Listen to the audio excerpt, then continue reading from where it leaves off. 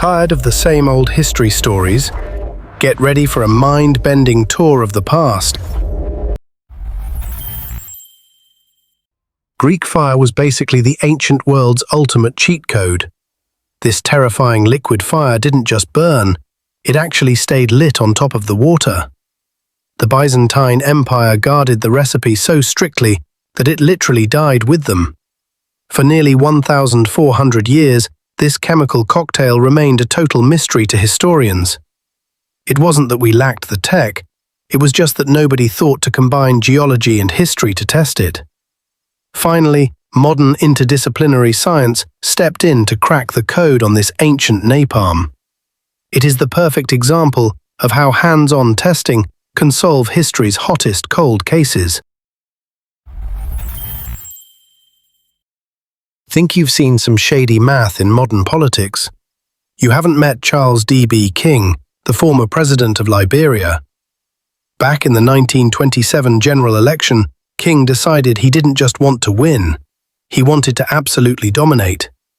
When the ballots were finally counted, he claimed a massive landslide victory with exactly 234,000 votes. But there was one massive glaring plot hole in his victory speech. The entire nation only had about 15,000 registered voters at the time. If you do the math, that is a voter turnout of nearly 1,600%. He didn't just stuff the ballot box, he effectively invented a whole new population just to stroke his ego. The fraud was so historically bold and mathematically impossible that it actually landed him in the Guinness World Records. To this day, he holds the title for the most fraudulent election ever reported in history. One of the wildest theories about the Loch Ness monster might actually be true, but it's just a case of mistaken identity. In the 1930s, traveling circuses often stopped at the loch to let their animals cool off. When an elephant swims, it keeps its trunk raised high to breathe, while the rest of its body stays submerged. From a distance, a trunk looks exactly like a long neck, and the head creates the illusion of a humped back.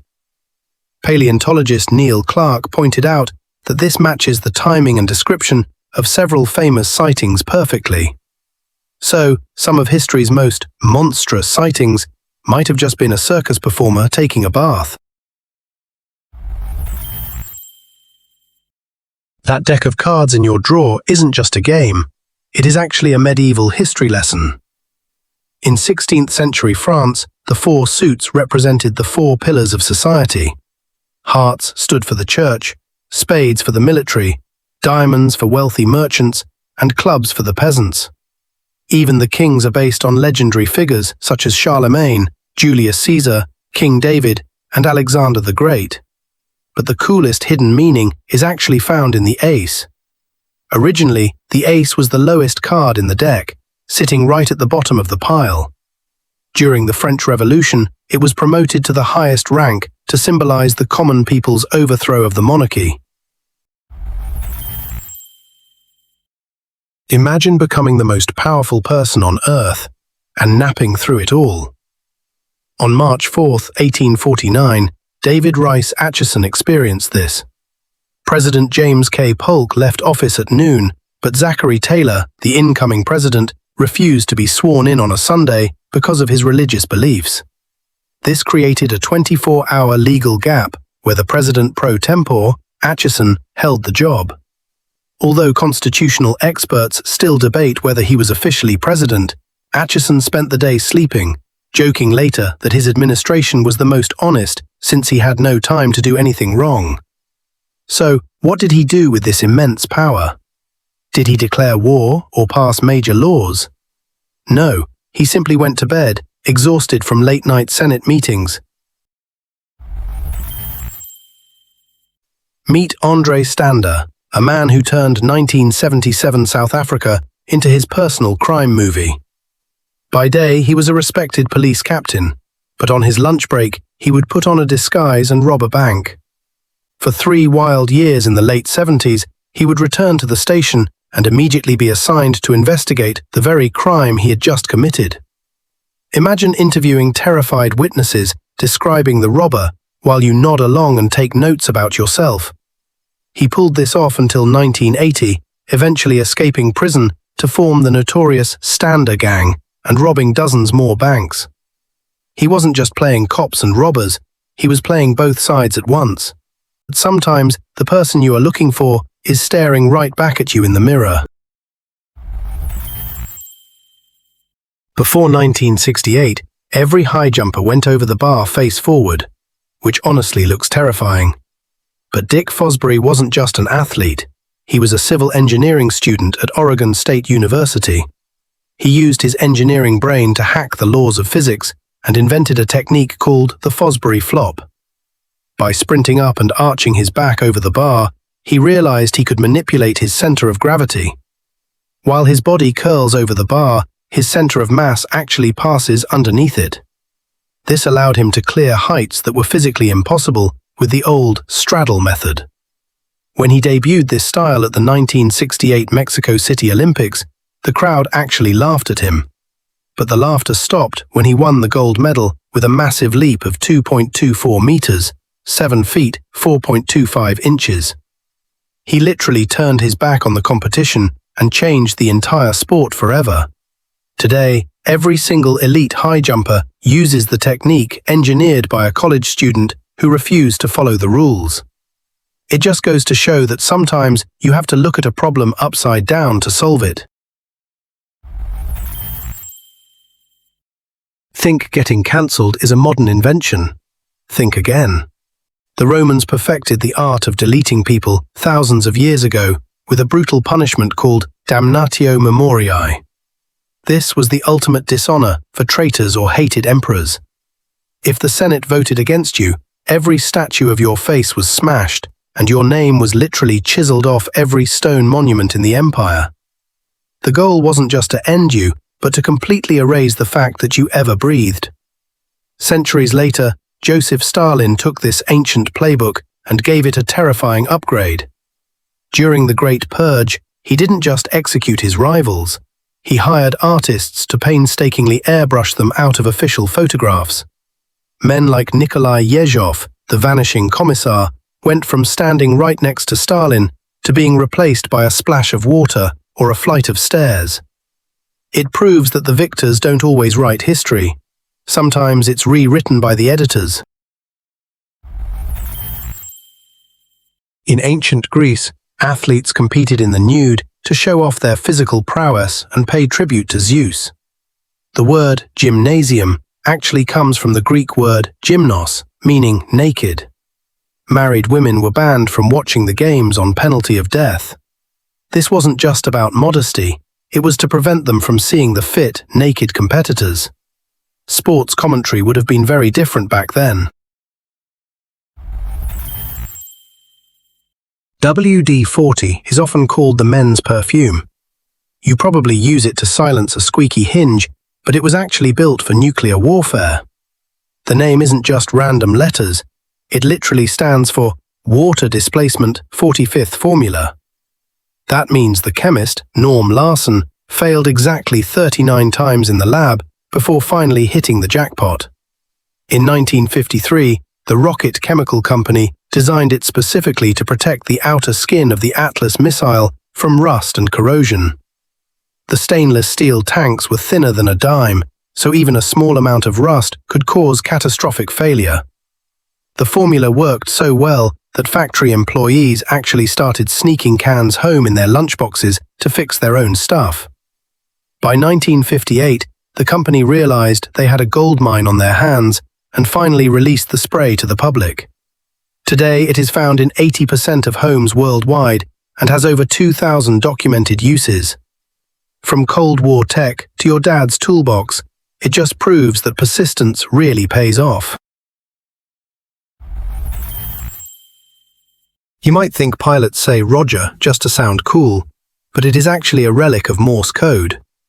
In the early days of radio, the letter R stood for received, to confirm that a message had gotten through.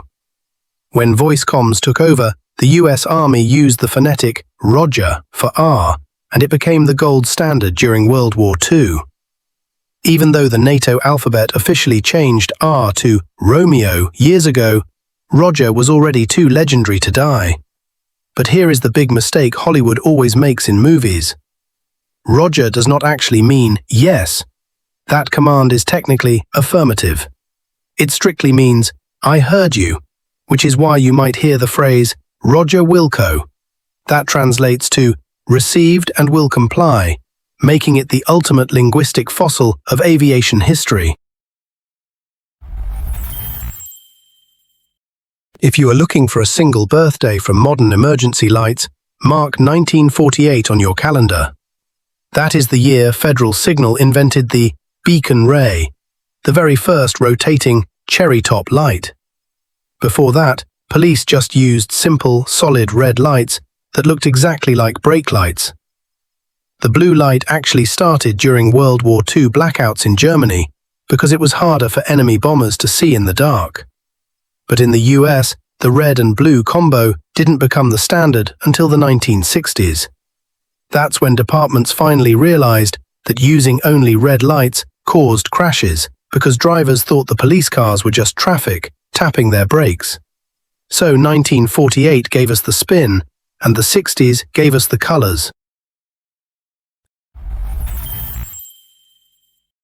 Forget everything you know about ancient Egypt being the oldest home of the mummy.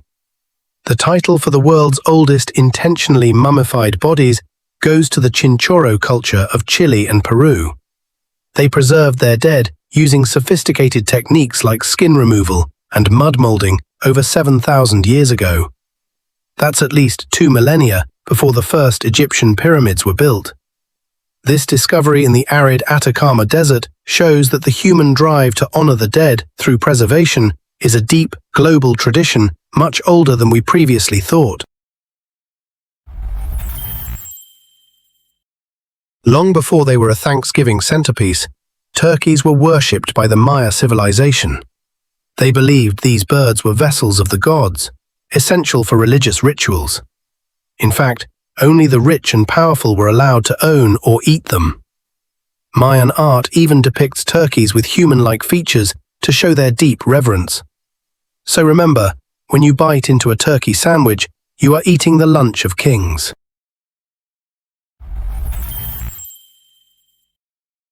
A volunteer at a museum in Taiwan just made a massive accidental mistake. He was patrolling the gallery when he spotted a filthy, dusty mirror hanging on the wall. Deciding to be helpful, he grabbed some toilet paper and scrubbed it until it sparkled. But that dirt wasn't a mess. It was actually the masterpiece itself. The artwork, called inverted syntax, had been carefully collecting that specific dust for over 40 years. The artist, Chen Song-chi, explicitly designed those layers of grime to symbolize the fragile passage of time and memory. By the time the horrified staff stopped him, 4 decades of history had been wiped away in seconds. But sometimes, trying to be too helpful is the most dangerous thing you can do. For over 100 years, Mount Everest has guarded its most famous cold case. In 1924, George Mallory and Andrew Irvin vanished just 800 vertical feet, or 240 meters, from the summit. The big question isn't just how they died, but whether they reached the top nearly 30 years before Edmund Hillary. For decades, the thick ice kept their final moments a total mystery. But now, the mountain is actually melting and finally giving up its ghosts. Explorers recently discovered a leather boot emerging from the thawing ice with a sock bearing the inscription, "A C, Irvin."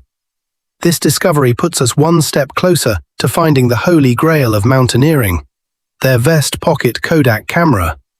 If the film inside survived the deep freeze, it could prove they had first conquered the 29,032-foot, 8,849-meter peak. It is a chilling reminder that on Everest, the past never stays buried forever. Despite what Jurassic Park told you, we have never actually recovered viable dinosaur DNA. But a team of physicists just got us closer than ever before using a particle accelerator. Instead of smashing the bones open, they used high-intensity X-rays to scan a T-Rex fossil. This technology, called a synchrotron, accelerates electrons to nearly the speed of light to see inside solid rock. Incredibly, they discovered preserved mineralized blood vessels still intact after 66 million years. The iron in the dinosaurs' own blood likely acted like a preservative, sealing the vessels in time. This is the ultimate crossover between geology and high-tech physics, solving ancient mysteries without a single scratch. We might not be cloning raptors yet, but science is definitely catching up to Hollywood.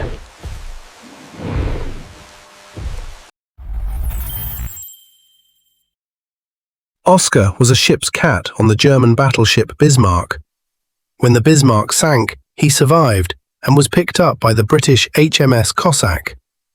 Then the Cossack sank. He survived again and was transferred to the HMS Ark Royal. Then the Ark Royal sank. Sam survived that too.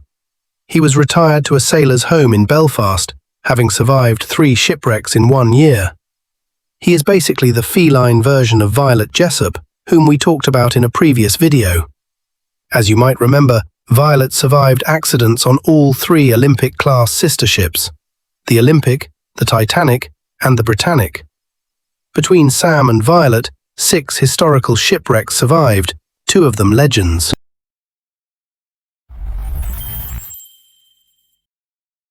Have you ever wondered why I is the only pronoun we always capitalize, even in the middle of a sentence?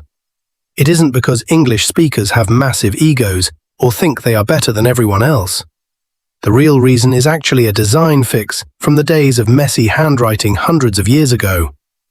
In Middle English, the word was often just a tiny lowercase I, which was a nightmare for readers to spot. On parchment, that little line would easily disappear or get confused with the strokes of other letters. To stop the confusion, scribes began making the letter taller and larger to ensure it was visible. It was purely a practical graphic design choice to keep the word from vanishing on the page. So we are effectively still following a rule today that was invented for quill pens and bad handwriting. Think your notebook doodles are impressive? Check out this prehistoric masterpiece discovered in the caves of France. This isn't a modern sketch, it's a genuine Paleolithic engraving that dates back roughly 25,000 years. Discovered in the Dordogne region, this artwork belongs to the Gravettian culture, the same people who crafted the famous Venus figurines. While we use tablets today, these ancient artists used sharp flint tools to carve these curves directly into hard limestone rock. It proves that long before the Mona Lisa, humans were already obsessed with capturing the beauty of the female form. So next time you draw a stick figure, remember, you're continuing a tradition that survived the Ice Age. Humans have been creating art like this since before the wheel was invented. In 1891, lumbermen in California committed a shocking act against nature. They cut down the Mark Twain tree, a massive giant sequoia standing 331 feet or 101 meters tall. This ancient giant was over 1,300 years old. Why did they kill it? Simply to prove to skeptical crowds in the East that trees could actually get that big. They sliced the tree into sections and shipped them across the country for display in museums. It was an act of breathtaking hubris, destroying a living monument just to win an argument. Today, the stump remains a silent testament to both nature's grandeur and our short-sightedness. Leonardo da Vinci didn't just draw. He played the ultimate high-stakes game with art. He mastered a brutal technique called silver point that rendered erasing physically impossible. This method involved dragging a sharp silver stylus across paper that had been meticulously prepped with a rough mixture of bone ash and glue. Think of it as the artistic equivalent of writing code without a backspace key. Total commitment is required. This tool punished even the tiniest tremor because once a mark was made, it was permanent. It demanded absolute perfection, forcing him to execute every single stroke with zero hesitation. But here is the scientific twist. the drawings are actually chemically alive. Over centuries, the silver traces react with oxygen, tarnishing and shifting the lines from a cool metallic grey to a warm golden brown. It is proof that Da Vinci wasn't just capturing a moment, he was collaborating with time itself. Everything you think you know about Easter Island is completely wrong. For centuries, historians assumed these massive MOAI statues were the product of a powerful slave-driving empire. But groundbreaking 3D imaging inside the Rano Raraku quarry has just revealed a stunning twist. Scientists identified 30 separate workshops, proving small, independent families actually crafted these giants. Instead of a massive army, teams of just 4 to 6 people carved these 80-ton, 176,000 pounds, stone titans. Some groups focused on faces first, while others shaped the blocks, showing totally different artistic styles.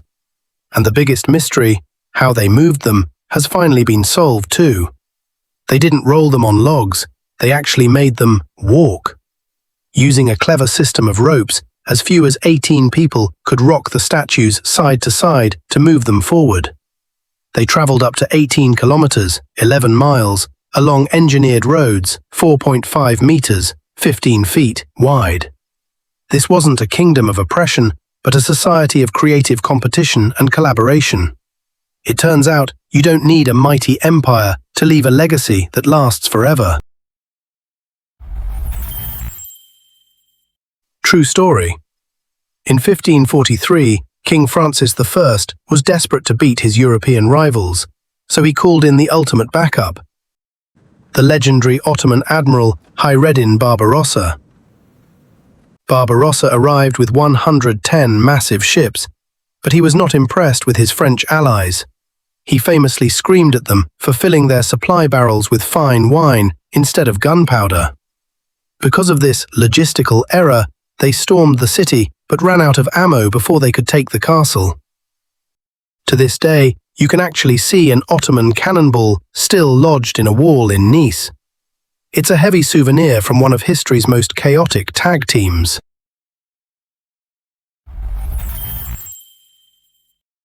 Ever heard of the woman who was executed but lived to tell the tale?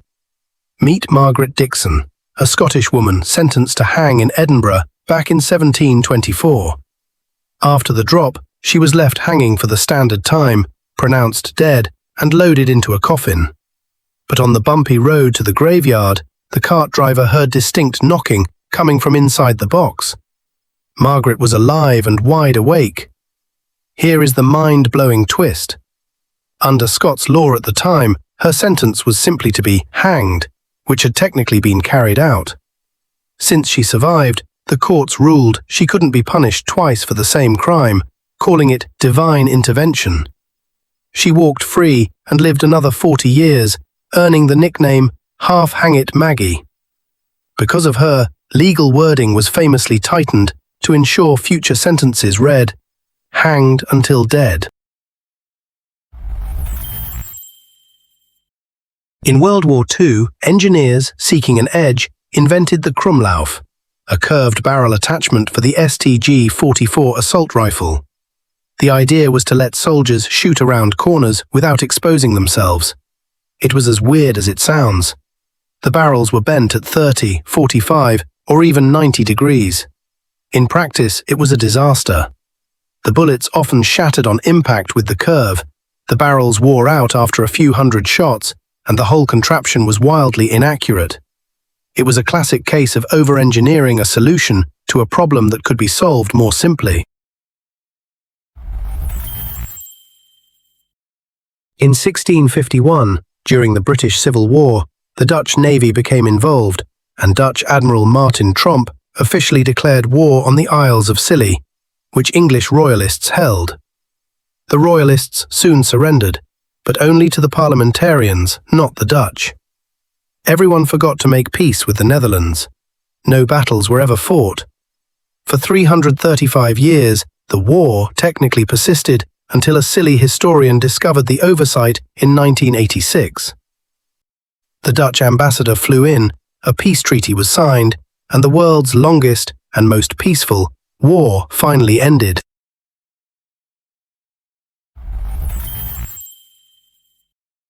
After the bloody Battle of Shiloh in 1862, some wounded soldiers lay in the mud for 2 rainy days. At night, their wounds began to glow with a faint greenish-blue light. Medics called it "Angel's Glow," and strangely, those who glowed had better survival rates and cleaner wounds. For over a century, it was a mystery. In 2001, teen scientists discovered the cause, a bioluminescent bacterium, Photorhabdus luminescens, living in the soil. This bacterium produces antibiotics that kill other, more dangerous germs. The angels were glowing microbes that actually saved lives. In the Italian city of Ivrea, there is a yearly tradition that mimics a civil war. Instead of guns, they use oranges. Teams of thousands of people pelt each other with 500,000 pounds of citrus fruit. It commemorates a medieval revolt against a tyrant. By the end of the day, the streets are ankle-deep in orange pulp, and everyone is covered in bruises.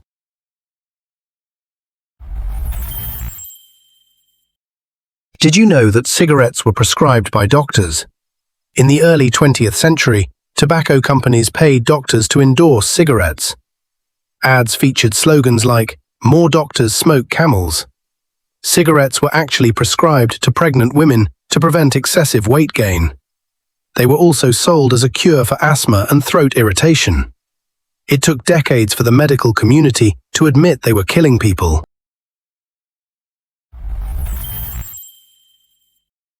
During the Great Fire of London in 1666, the famous diarist Samuel Pepys had to evacuate. He didn't grab his clothes or his money first.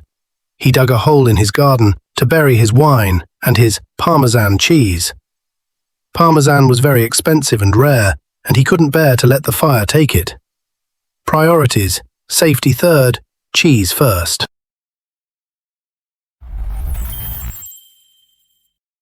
During World War II, trade embargoes stopped Coca-Cola syrup from entering Germany. The head of Coca-Cola Deutschland, Max Keith, needed a new product to keep the factories running. He created a soda using leftovers like apple fiber, whey, and beet sugar. He told his team to use their imagination, Fantasie in German, to name it. Thus, Fanta was born, originally a scrap juice made for the Third Reich.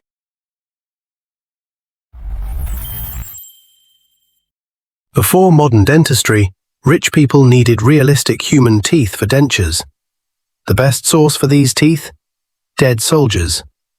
After the Battle of Waterloo in 1815, looters pulled thousands of teeth from the 50,000 fallen soldiers. These Waterloo teeth were shipped to England and made into high-end dentures for the aristocracy.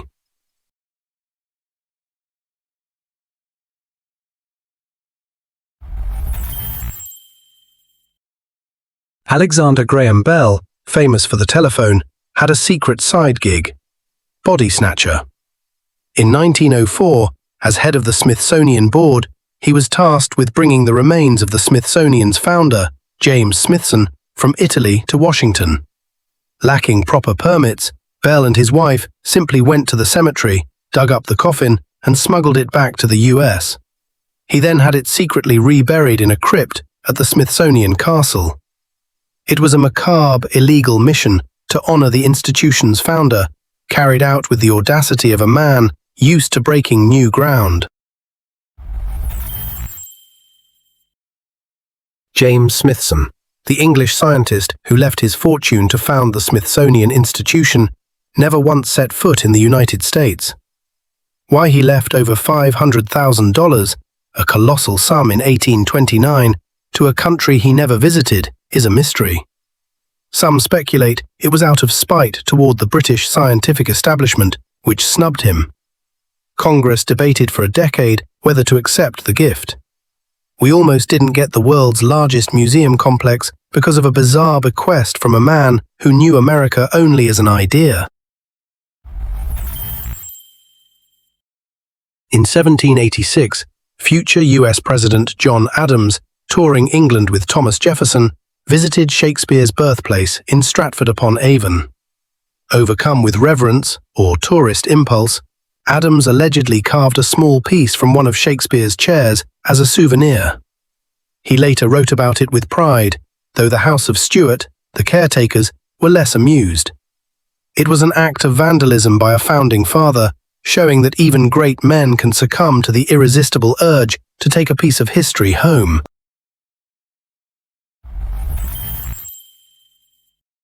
Before Laika, the Soviet dog, or Ham, the astrochimp, there was Albert II. On June 14, 1949, this rhesus monkey was launched in a V-2 rocket from New Mexico, reaching an altitude of 83 miles, 134 kilometers, past the Kármán line, making him the first primate in space. The flight was a success, but tragedy struck on the return. The parachute failed. Albert II died on impact. His sacrifice provided crucial data on biological survivability in space, paving the bloody, difficult road that would eventually lead to Yuri Gagarin and human spaceflight. The term population explosion feels modern, but it was first coined in a 1930 report from a health consultant in Madras, India. Dr. S. Chandrasekhar noted that after heavy monsoon rains led to a bumper harvest, the birth rate spiked dramatically. He used the explosive metaphor to describe this sudden surge. The phrase lay dormant for years before being popularized by biologists like Paul Ehrlich in the 1960s. It's a term born of direct observation of how environmental abundance can trigger demographic change in humans. In 1784, the Holy Roman Emperor tried to open the Scheldt River to trade, angering the Dutch. The Dutch sent a single ship, the Dolphin, to intercept the imperial fleet. The Dolphin fired one shot, which hit a soup kettle on the deck of the enemy ship. Terrified by the destruction of their soup, the imperial ship surrendered immediately. It was the only casualty in a war that ended before it really began. During World War II, Polish soldiers in Iran bought a Syrian brown bear cub for some canned meat. They named him Wojtek, and he became one of the boys, drinking beer, smoking cigarettes, and wrestling. As the unit moved to Italy, they officially enlisted him as a private to get him on the transport ship.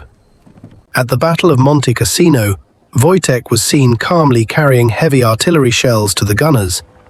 He was promoted to corporal and, after the war, retired to the Edinburgh Zoo, where Polish veterans would visit and toss him cigarettes. A true war hero. In 1917, Japan's Marquis Yamagata gifted Emperor Hirohito a 100-year-old bottle of Napoleon cognac, saved for a special occasion. After World War II, US occupying forces found the bottle. General Douglas MacArthur, hearing a wild rumor that royalists planned to use the symbolic brandy to toast a rebellion, ordered it destroyed. His aides opened the priceless bottle and poured the historic cognac down the drain. It was a petty but powerful act of psychological domination, wasting a treasure to crush a myth.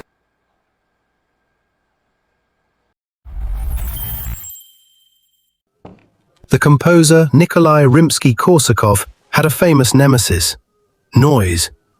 He was so infuriated by the clanging of streetcars passing his St. Petersburg apartment that it disrupted his work. During one of his own opera performances, the sound of a streetcar outside the theatre reportedly caused him to stop conducting, turn to the audience and yell, "What is that dreadful noise?" He saw the modern clatter as an assault on musical beauty, a one-man war against industrial din.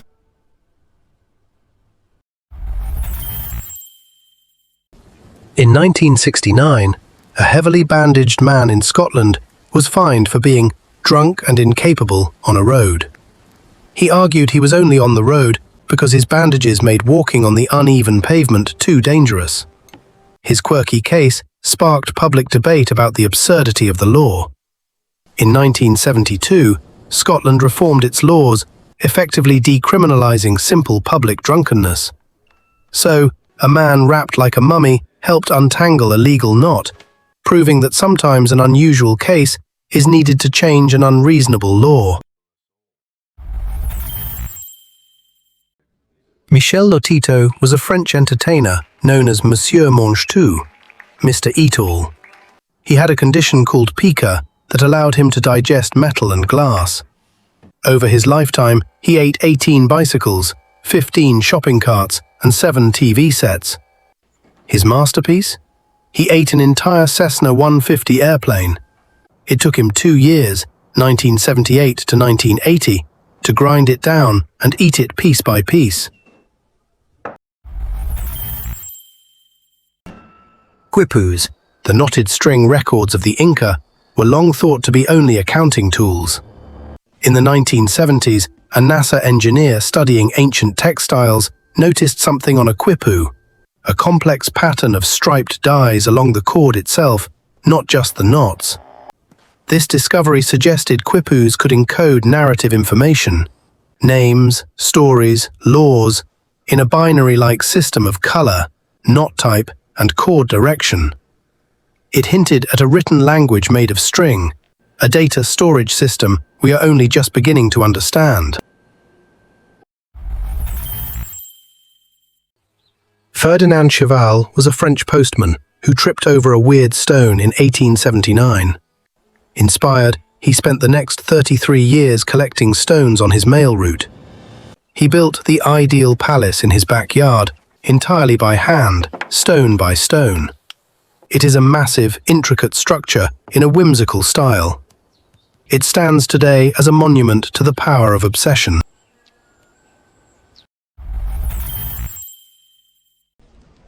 Viking sagas mention a magical sunstone, Solstein, that could locate the sun through clouds. For centuries, it was dismissed as a legend. Then, in 2013, a team discovered a piece of Icelandic spar, a calcite crystal, aboard a 16th century English shipwreck.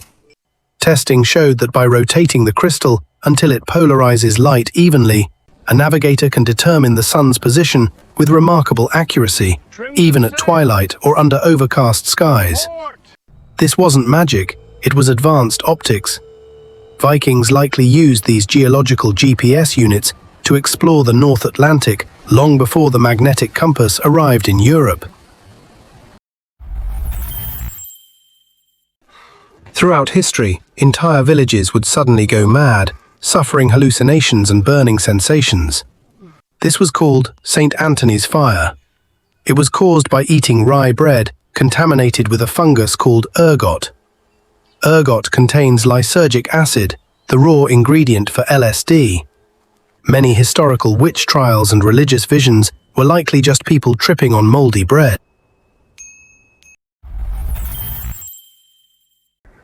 In 1866, Liechtenstein sent an army of 80 men to guard a mountain pass during the Austro-Prussian War. They saw absolutely no combat and spent their time drinking wine and smoking pipes. When they returned home, the count was 81 men. They had made a friend, likely an Austrian liaison officer or an Italian defector, who joined the squad. It is the only army in history to return from a war larger than when it left.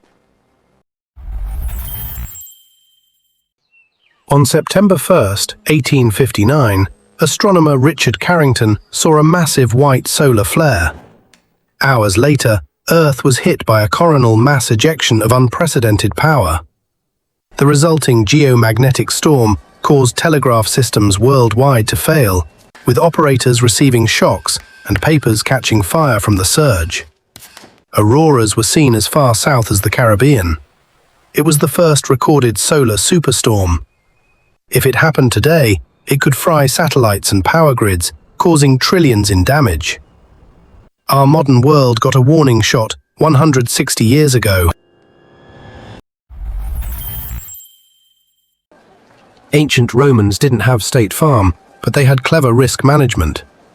Wealthy citizens formed private fire brigades, familia publica, to protect their own homes, a precursor to fire insurance.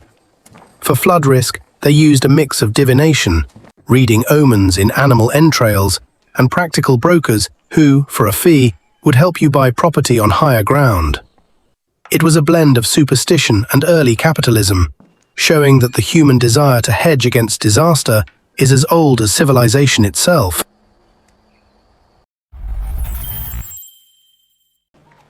The world's first scheduled passenger airline took off on January 1st, 1914, operating between St. Petersburg and Tampa, Florida.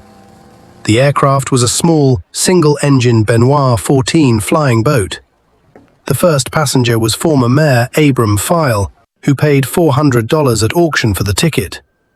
The 23-minute flight over Tampa Bay saved the time of an 11-hour train or car journey. It lasted only a few months, but it proved commercial air travel was possible, launching an industry that would shrink the world.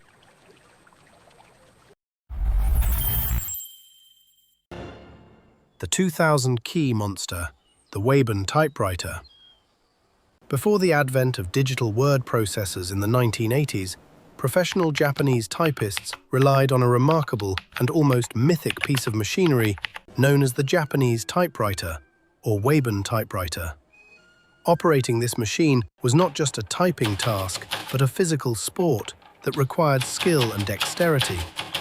Unlike modern keyboards, which are sleek and compact, the Wayan typewriter featured a giant tray, a necessity because the Japanese language uses thousands of kanji characters, each a complex logographic symbol. These characters could not fit on standard keys. Instead, the machine housed a massive flap tray filled with a grid of approximately 2,500 metal character slugs, each representing a different kanji or kana. Typists would manually select the appropriate slug, making the process akin to a game of chess with hundreds of moving parts, turning simple typing into a precise and engaging performance. At just 15 years old, Louis Braille, who had been blinded as a child, revolutionized communication for the visually impaired. He took a failed, night-writing military code of raised dots and simplified it into a practical, readable alphabet. By his late teens, he was demonstrating his system flawlessly, even reading while blindfolded to prove its effectiveness.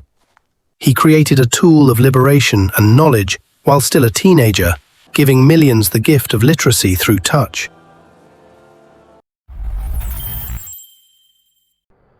In November 1943, a Lufthansa bomber on a training flight got lost and, thinking it was over German-occupied Alsace, dropped its payload.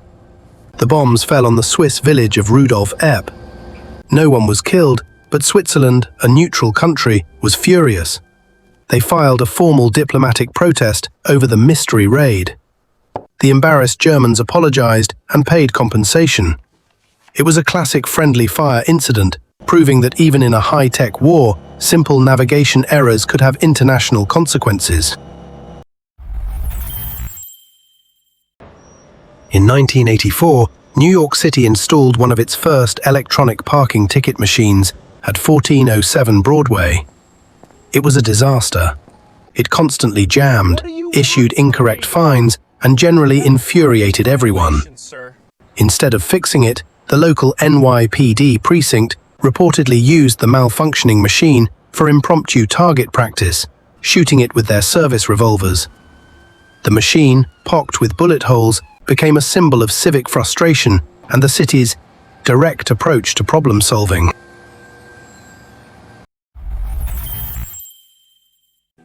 During Australia's infamous Emu War, soldiers found the birds incredibly hard to kill. A key reason? There's a thick, insulating layer of body fat and feathers. Bullets from the Lewis guns would often lodge in this fatty tissue without hitting vital organs, allowing the emus to flee and seemingly shrug off direct hits. This natural armor, evolved for temperature regulation in the outback, made them surprisingly resilient to machine gun fire, contributing directly to the military's humiliating defeat.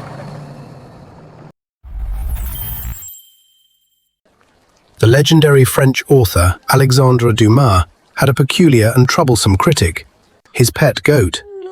Dumas enjoyed writing in his garden, but his goat had a literal appetite for literature. The animal would sneak up and nibble on his freshly written manuscript pages. Dumas eventually solved this issue by switching to bright blue paper, believing that the goat wouldn't eat something that color. It worked.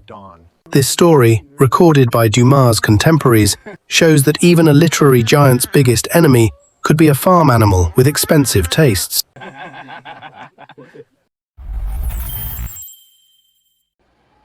During Prohibition, bootleggers got creative.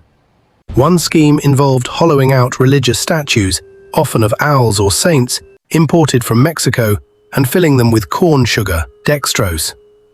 Customs agents were hesitant to desecrate religious items with invasive searches. Once across the border, the sugar could be easily fermented into moonshine. It was a brilliant bit of smuggling psychology, using piety as a cover for crime and showing that the demand for alcohol would always find a way.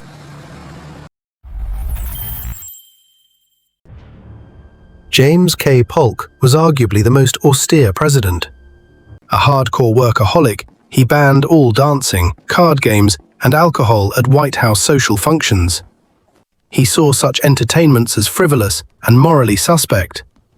His wife, Sarah, enforced this puritanical code, making state dinners famously dull affairs. Polk worked himself to death, leaving office exhausted and dying just months later. His administration massively expanded U.S. territory, but his White House is remembered as the place where joy died.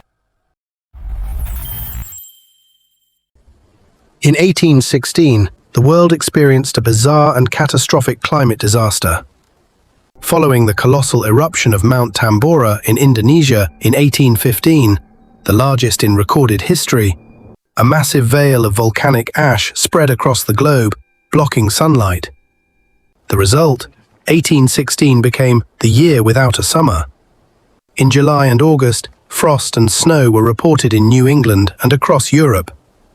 Crops failed, leading to famine, food riots, and a mass exodus from New England. This strange, sunless year had an unexpected cultural impact. Trapped indoors by the perpetual cold and gloom in Switzerland, a group of friends, including Mary Shelley, Lord Byron, and John Polidori, held a ghost story contest. This contest directly led to the creation of two horror masterpieces, Frankenstein and the Vampire, the first modern vampire novel. So, a global volcanic winter helped give birth to science fiction and gothic horror. Before she taught America to cook, Julia Child was a spy. During World War II, she served in the OSS, the CIA's predecessor. Her desk job? Helping to develop a shark repellent. The goal was to protect underwater explosives and downed airmen from shark attacks. Her team developed a formula containing copper acetate to irritate sharks' noses. The project, called Project X98, was partially successful, and some repellent packets were issued. So the woman who later mastered coq au vin first tried to outsmart Jaws. How cool is that? Ruth K. Elikolani Okubo was the first child of Japanese descent born in the U.S. territory of Hawaii. In 1900, Ruth lived a life that mirrored America's shifting borders. She spent her final years in a nursing home in Michigan. How? After Alaska's statehood and various territorial adjustments, some Americans' legal state of residence for benefits changed even though they did not move. Her story is a quiet testament to how geopolitical lines on a map can personally affect the most intimate details of a citizen's life. President Zachary Taylor died in 1850, days after a sweltering 4th of July celebration, during which he reportedly gorged on raw cherries and iced milk.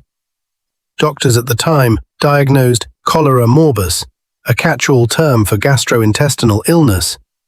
Modern analysis suggests he likely died from one of several foodborne illnesses, like typhoid or cholera, contracted in the untreated water used for the ice or on the unwashed fruit. the 12th president was essentially felled by a contaminated picnic, a grim reminder of the dangers of 19th century food safety. In the early 1900s, hospitals often rejected premature babies as weaklings. Enter Martin Cooney, a showman with a heart.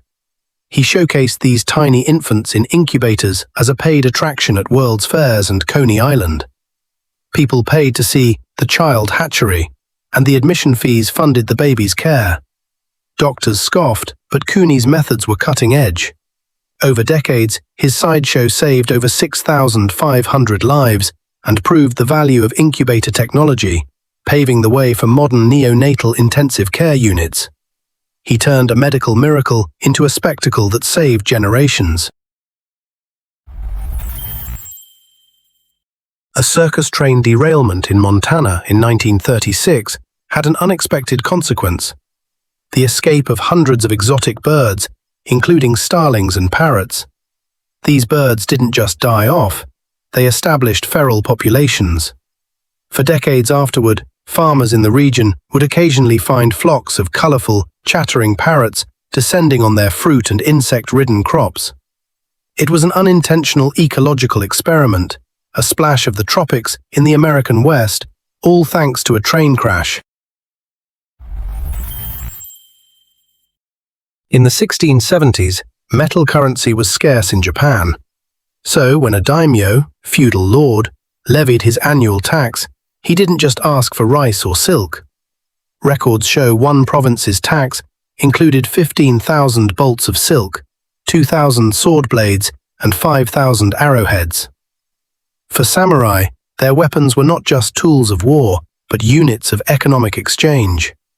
Their martial duty and their fiscal duty were literally the same. Arming their lord's storehouse was how they paid their way. Andrew Jackson's funeral in 1845 was a somber affair, until his pet parrot, Poll, started squawking. The bird, which Jackson had taught a colorful vocabulary of curses, began loudly and repeatedly swearing at the mourners. The situation became so disruptive and inappropriate that the bird had to be physically removed from the service. It was a perfectly chaotic, irreverent end for a man known for his fiery temper and stubborn will. His parrot had the last, profane word.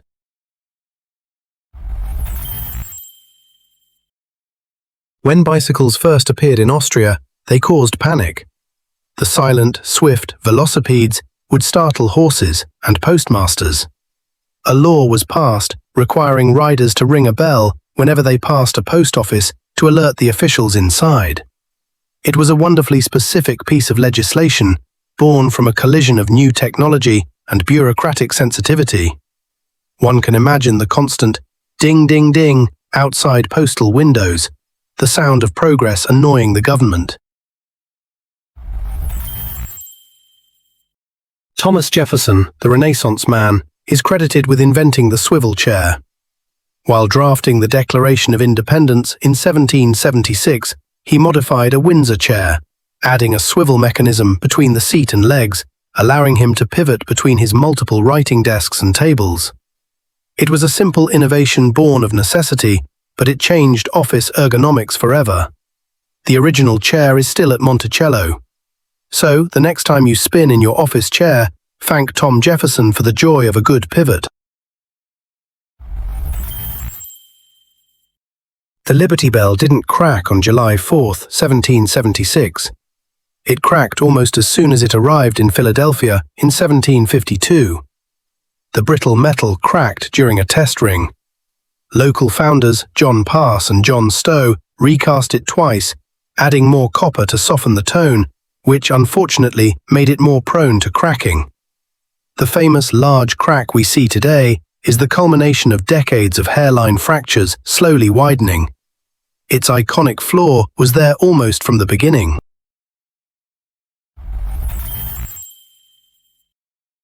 In 1933, a German engineer testing an early warning radar saw mysterious phantom echoes flitting across his screen. They looked like ghostly aircraft. After much alarm, they discovered the truth. Swarms of insects flying near the radar antenna were reflecting the beams. It was the first recorded instance of biological clutter on radar, a lesson that new technology often reveals the mundane in terrifying ways before we learn to interpret its signals correctly. While Madame de Pompadour did not invent bottled water, she and another royal woman, Madame de Montespan, played a key role in the rise of another famous beverage, champagne. In the late 17th century, still wines from the Champagne region struggled to compete. The fashionable women of King Louis XIV's court, seeking a lighter, more bubbly drink, created huge demand. Their support provided the market and prestige that helped Dom Pérignon and other monks at the Abbey of Hautevillers perfect the méthode champenoise. So, while they didn't invent it, the trend-setting mistresses of Versailles helped turn a fizzy local wine into the global symbol of celebration.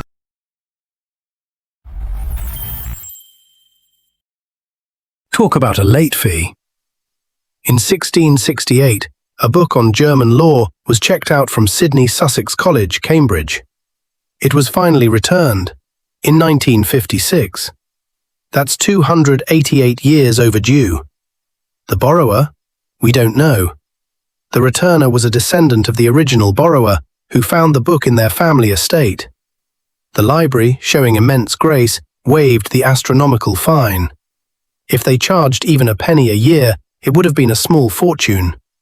It's the ultimate testament to the phrase, better late than never.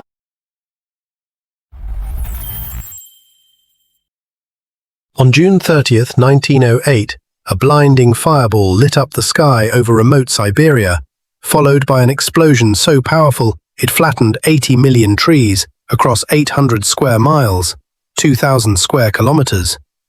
The Tunguska event, believed to be an airburst from a meteor or comet fragment, released energy 1,000 times greater than the Hiroshima bomb.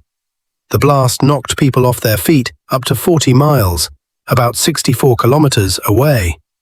For years, the lack of a crater fueled wild speculation about aliens or antimatter. Today, it stands as the largest impact event in recorded history, a terrifying warning of what could fall from the sky. In an 1873 legal oddity, a man named William Hardle successfully sued himself. He was a debtor, and his own creditor had seized property that Hardle argued was legally exempt. The judge agreed, ruling that since the property rightfully belonged to Hardle, the debtor, the creditor, also Hardle, in his other legal capacity, had no right to take it. He won a judgment against himself. It's a brain-twisting case that highlights the strange, abstract nature of corporate law.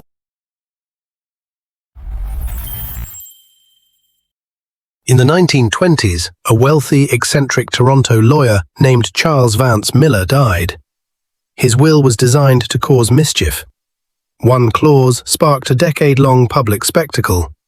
The bulk of his fortune would go to the Toronto woman who gave birth to the most children in the 10 years following his death. Newspapers dubbed it the Great Stork Derby. 4 women eventually tied, each bearing 9 children in that period, and split the prize. The derby became a national talking point, a strange blend of biology, law, and social commentary on poverty and family size in the Great Depression. In 1910, the US faced a meat shortage. Congressman Robert Broussard had a uniquely bizarre solution: import hippopotamuses to Louisiana. The American Hippo Bill proposed that hippos would eat the invasive water hyacinth clogging rivers, then become food. Dubbed Lake Cow Bacon, it was seen as a 2-for-1 deal. Promoted by famed hunters like Frederick Burnham, the bill gained surprising traction but ultimately failed. Can you imagine hippos in the Mississippi? It would have rewritten the ecosystem, and probably the local crime rate. In 1921, the US Army's standard-issue revolvers were so notoriously unreliable that marksmanship teams incorporated a surreal training exercise, shooting at moving targets while blindfolded. The idea was to simulate the weapon's unpredictable misfires and jams, forcing soldiers to rely on muscle memory and instinct when their gun inevitably failed. It was a training born of necessity, turning a glaring technological flaw into a perverse lesson in composure under faulty conditions.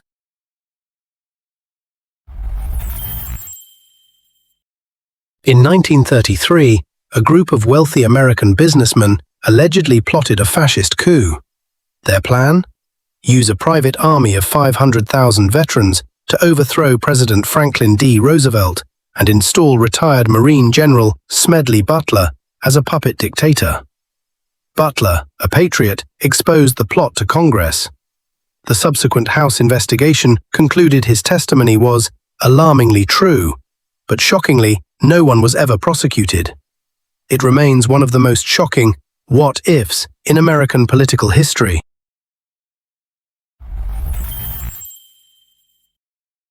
In 1939, facing the threat of war, Romania's King Carol II issued a royal decree. All male citizens had to learn to ski and shoot a rifle. The goal was to prepare a populace for potential alpine warfare in the Carpathian Mountains. It was a sweeping, almost comically specific national preparedness campaign, imagining a nation of soldier skiers defending its peaks. The law was short-lived, but it captured the paranoid, uniform spirit of the late 1930s.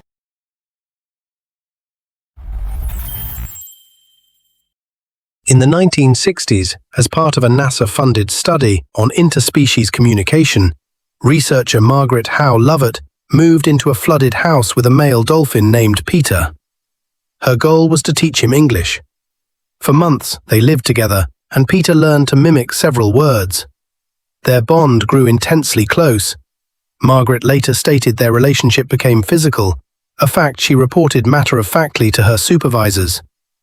When funding ended and Peter was transferred to a dismal tank elsewhere, he reportedly sank to the bottom and stopped breathing, essentially dying of a broken heart. It's a tragic story of cross-species connection gone awry. The word peso, used across Latin America, has a literal origin. In 16th century Mexico, Spanish colonists minted silver coins based on weight. The standard coin was the peso de 8 reales, piece of 8. Peso simply means weight. Over time, the shorthand peso stuck for the coin itself.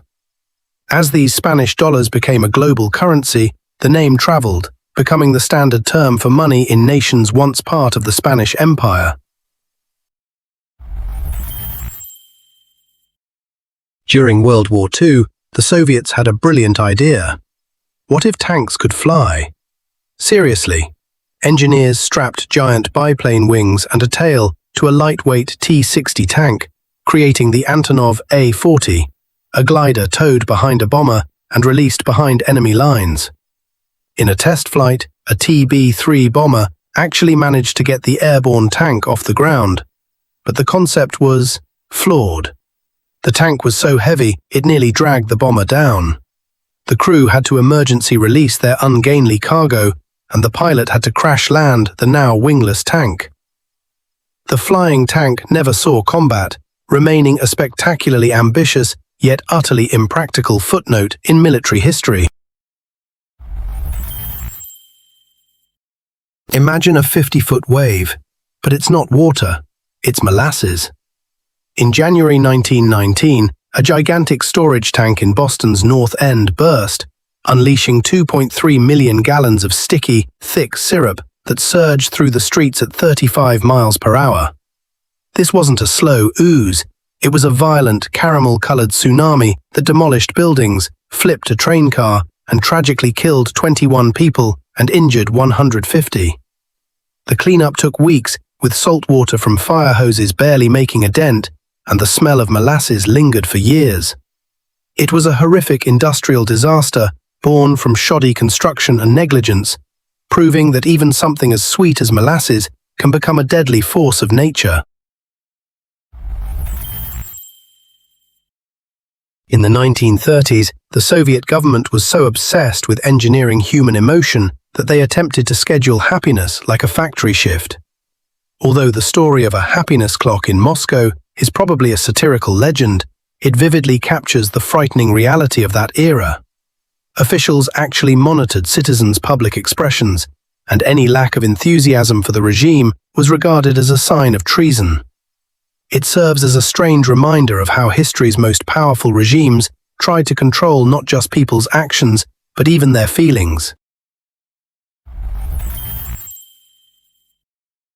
Bobby Leach was a daredevil who, in 1911, went over Niagara Falls in a steel barrel and survived, though he spent months recovering.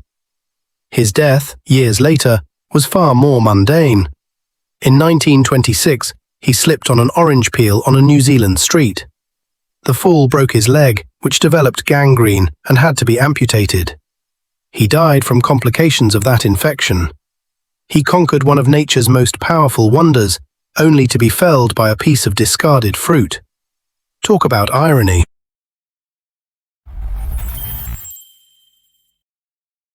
Wealthy Will D. Craig of Chicago invented the drive-through bank in 1928, decades before fast food popularized the concept. His system used a combination of speaking tubes, pneumatic carriers, and even binocular lenses for signature verification, allowing customers to do transactions from their car. He foresaw America's car culture revolution and built a service for it. The first McDonald's drive-through wouldn't open until 1975. Banking led the way.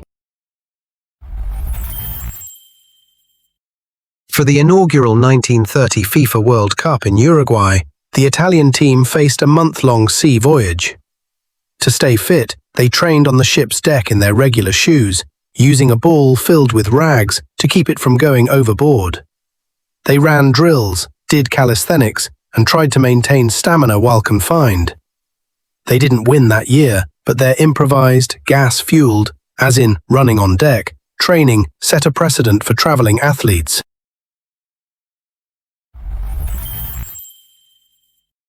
In ancient China, high-ranking officials used meticulous, seemingly meaningless tasks to test their subordinates' submission. One test involved having a servant polish a bronze mirror for hours, or even days, until it achieved a flawless shine. Another account describes officials requiring servants to brush their entire bodies with goose quills to remove every speck of dust before they were allowed to approach a mirror. These weren't about cleanliness, they were psychological tools used to enforce absolute obedience through exhausting, repetitive labor. When Charles Dickens's beloved cat, Bob, died in 1852, the author was so distraught that he had an obituary published in a Birmingham newspaper. It praised Bob for cheering up sick children and travellers. After Bob was buried in the garden, the story goes, a neighbour's dog, jealous of the attention, dug him up. Dickens supposedly had the cat's paw stuffed and turned into a letter opener, a macabre but fitting tribute from a writer who cherished the quirky and sentimental. In 1989, Pepsi wanted to renew a deal to sell soda in the Soviet Union. The Russian ruble was worthless internationally, so the Soviets paid in naval ships. Pepsi received 17 submarines, a cruiser, a frigate, and a destroyer as payment. For a brief moment, Pepsi technically owned the sixth largest navy in the world. They promptly sold the fleet to a Swedish scrapyard, proving soda is a serious business. In the chaotic early days of the French Revolution, a dispute erupted over who designed the iconic tricolour flag. The Marquis de Sade, yes, that de Sade, and a rival both claimed credit for the order of the colours. De Sade, ever dramatic, challenged the man to a duel to settle it. Both were arrested by Revolutionary Guards before pistols could be drawn, leaving the argument, and the true origin of the flag's design, forever unresolved.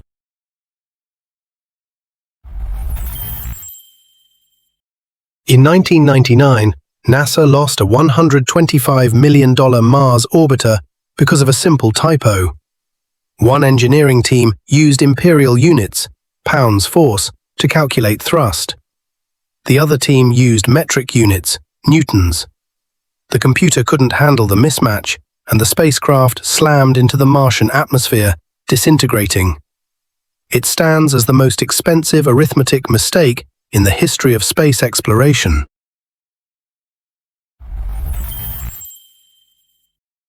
Before Nintendo made Mario and Zelda, they tried everything to make money. Founded in 1889 as a playing card company, they pivoted wildly in the 1960s. They ran a taxi service, sold instant rice, and even opened a love hotel for couples by the hour. Most of these ventures failed miserably. It wasn't until they focused on electronic toys in the 70s that they found their true calling.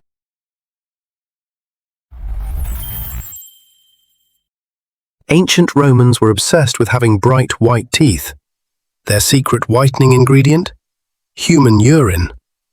Ammonia in urine is a natural bleaching agent that actually lifts stains. It was so in demand that Emperor Vespasian placed a tax on the urine collected from public toilets. This is where the Latin phrase pecunia non olet comes from. Money doesn't stink.